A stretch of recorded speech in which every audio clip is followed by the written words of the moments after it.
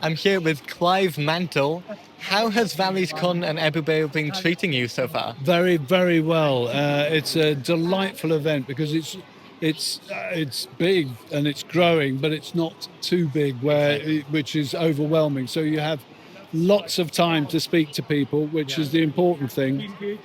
It's one of the great privileges of our job that we get to actually meet the people who watch us make these programs.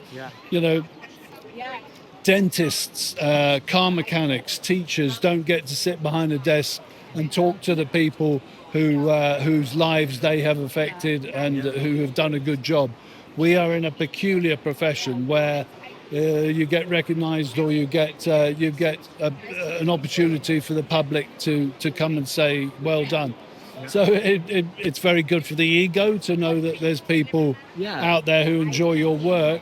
Absolutely. But at the same time, it's as important for us to realise that we have a duty to our audience to entertain first and foremost, but also to educate and show the world, show the possibilities that are in the world for their entertainment, but also to help people grow, That's really admirable. Oh. So you've worked on so many different films and TV shows. Do you prefer working on like a national staple like Casualty, or a big budget sort of production like Game of Thrones? We just basically, actors of my level, we just enjoy working. We enjoy paying the bills. We went into the profession as because we had to act and stuff like that.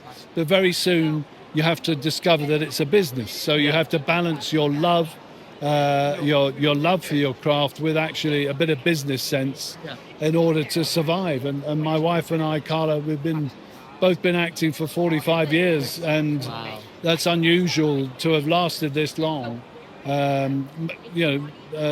There's only 5 or 10% of actors earn over £10,000 a year. So, there's a huge, massive dropout along the way. So to get to my advanced age of 68 and still be doing the job I went into for all the right reasons, for love, I'm very lucky. I was at a drama school called RADA, and there were 22 people in my year, and there's about 4 of us still working as actors. And that's one of the top drama schools in the world, so it's there's a massive fall off, massive. So that longevity is really important in the industry. Really, we ought to really. There's days we wake up and say, why did we'd be retired by now if we worked for the civil service, and we'd be swanning around the world on great pensions, but But you enjoy it. So. We do, and even if every job you do isn't the greatest fun you've ever had, moments like this and conventions like this remind you of the reason why you're doing it.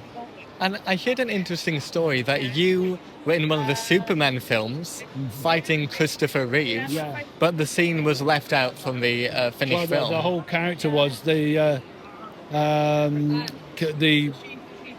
Canon Films bought the rights for Superman for $50 million on a napkin at the Cannes Film Festival. And but the only proviso Warner Brothers put in, apparently this is what I've been told, is that they had the final edit.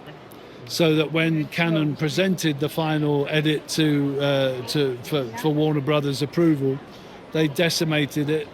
Canon couldn't then pay the $50 million. So Warner Brothers picked up Canon's chain of North American cinemas. Now, in reparation, whether that's true, I don't know. That's what I've been told.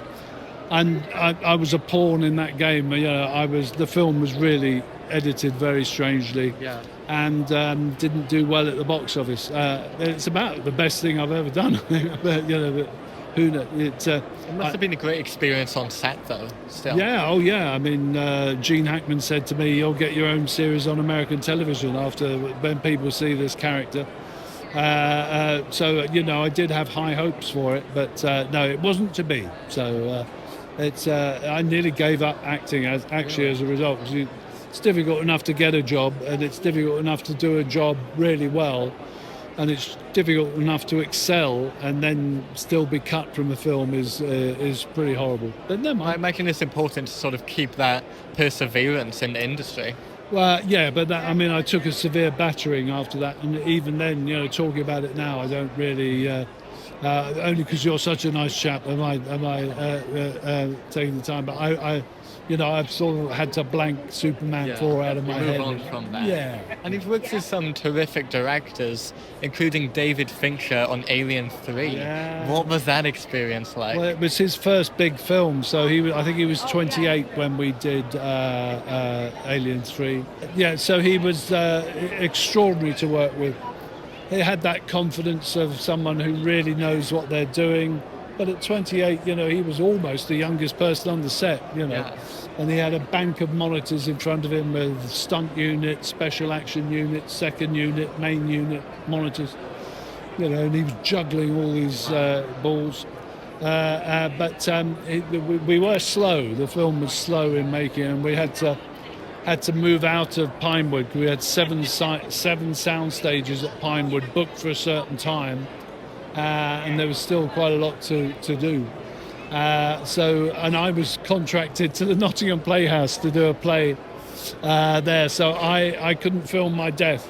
Everyone else went off to Los Angeles to film their deaths, and I went to the Nottingham Playhouse to do a very funny play with Mike McShane and Sandy Toksvig. But I would quite like to have gone to Los Angeles to film my death.